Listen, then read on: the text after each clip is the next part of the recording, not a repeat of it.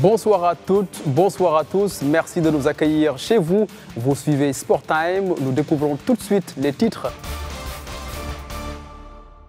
Les Marocains sont arrivés aujourd'hui à Abidjan pour la rencontre de ce samedi.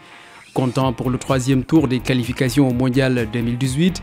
C'est un match très attendu entre la Côte d'Ivoire et le Maroc. Les joueurs d'Hervé Renard auront 4 séances d'entraînement, dont une au stade Houphouët-Boigny où se jouera la rencontre.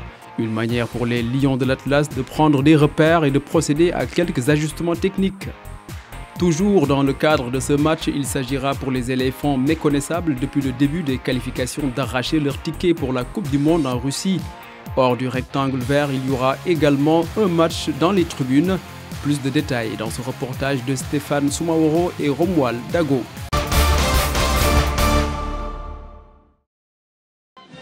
Côte d'Ivoire-Maroc, une rencontre que les éléphants doivent impérativement gagner pour entrevoir le Mondial 2018. Ce 11 novembre sera donc les 90 minutes les plus importantes de la bande à Marc Wilmots. On a besoin d'une équipe qui va aller au combat et que tout le monde soit apte à jouer 90 minutes à 200% et de donner tout pour son pays et sa nation. Ça va se disputer au mental. Et surtout, mon équipe, elle doit être patiente. Parce que au moins, on sait ce qu'on doit faire, on doit gagner. Le Maroc emmené par Hervé Renard, celui-là même qui a offert la Coupe d'Afrique aux Ivoiriens en 2015, rêve aussi de ce mondial. Pour cet ancien cadre des pachydermes, aujourd'hui dans l'encadrement technique des éléphants, ce match sera aussi celui du mental et de l'engagement physique. Aujourd'hui, nous partons dans un combat, ça va être des matchs très très difficiles. Et jouer contre le Maroc à la maison, une équipe qui est un entraîneur qui nous connaît, parce que voilà, c'est avec lui qu'on a gagné la CAN, c'est pas chose facile. Nous avons une très très grande chance, c'est de jouer le dernier match pour se qualifier dans notre pays. Je pense que les Marocains doivent le savoir. Quand ils viennent ici, ils doivent savoir qu'ils viennent pas pour jouer contre 11 joueurs, ils viennent pour jouer contre toute la nation ivoirienne. Une chose est sûre, la pression sera dans les deux camps ce samedi, avec certainement un avantage pour les éléphants qui auront pour eux le 12e homme pour les pousser à la victoire finale.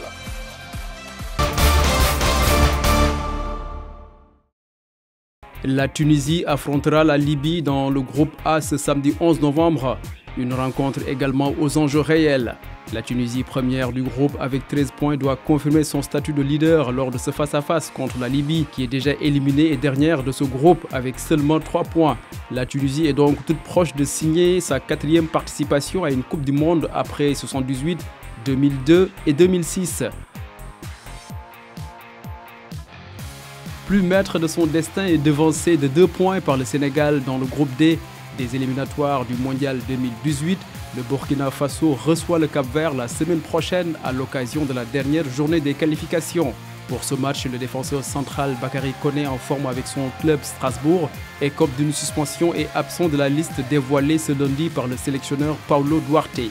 Par contre, l'équipe pourra compter sur les autres cadres à l'image de Charles Caboret, les deux Traoré, Alain et Bertrand, ou encore Préjus Nakoulma. Quant au maestro Jonathan Pitropa, il manque toujours à l'appel et d'autres blessés sont aussi notés comme Abdul Razak Traoré. Toujours du football dans le continent, le Maroc se prépare au CHAN 2018 prévu au mois de janvier. Dans le cadre de la préparation à cette compétition africaine, le Maroc va jouer contre la Mauritanie ce vendredi et l'autre affiche l'opposera à la belle sélection gambienne le 13 novembre. Au grand stade de Marrakech, selon un communiqué de la Fédération marocaine de football.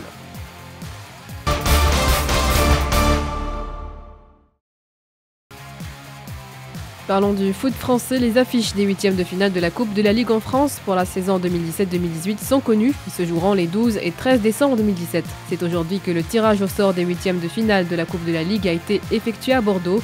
Parmi les affiches phares, nous avons l'AS Monaco face au Caen, Strasbourg contre le PSG, Montpellier qui jouera contre l'Olympique lyonnais et le Stade Rennais face à l'Olympique de Marseille. Des clubs européens donc en lice pour disputer ces 8e de finale.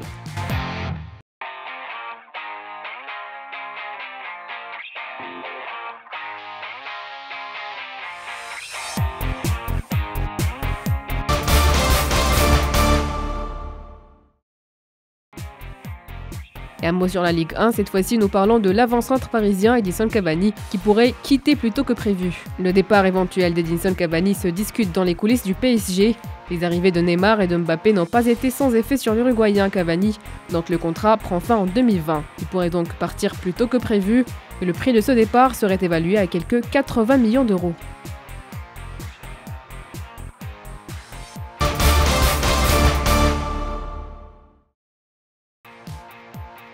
Forfait à Bercy, le numéro 2 mondial Roger Federer a hérité d'un groupe difficile au prochain Master de Londres, prévu du 12 au 19 novembre.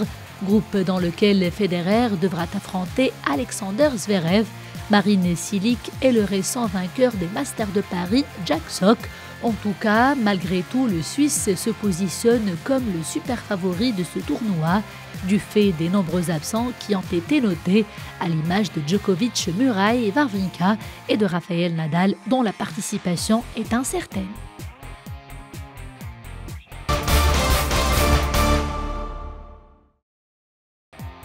À présent, nous allons nous rendre sur la corniche ouest de la capitale sénégalaise Dakar.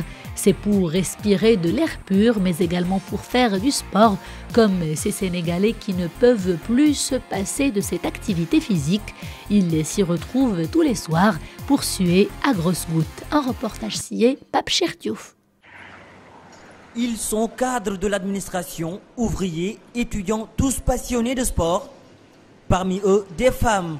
Elles aussi aiment se retrouver tous les soirs sur la corniche ouest de Dakar pour passer de bons moments.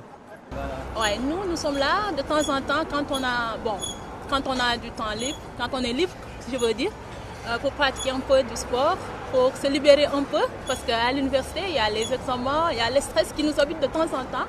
Et bon, on profite du temps. Hassan, lui, préfère l'haltérophilie. Avec une coordination entre les différents membres du corps, il semble avoir dompté toutes ces machines. Ça, c'est mon passe-temps favori. À chaque fois que je descends, je viens ici.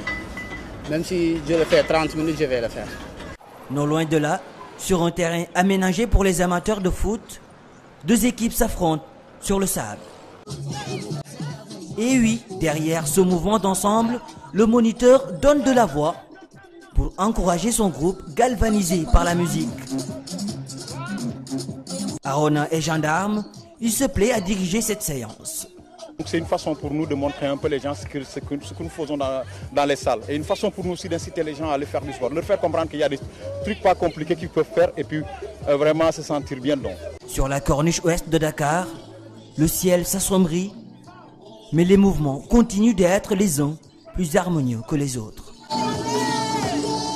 C'était tout pour ce soir. Merci d'avoir suivi votre émission Sport Time. Bonne suite des programmes sur Médian TV. Au revoir.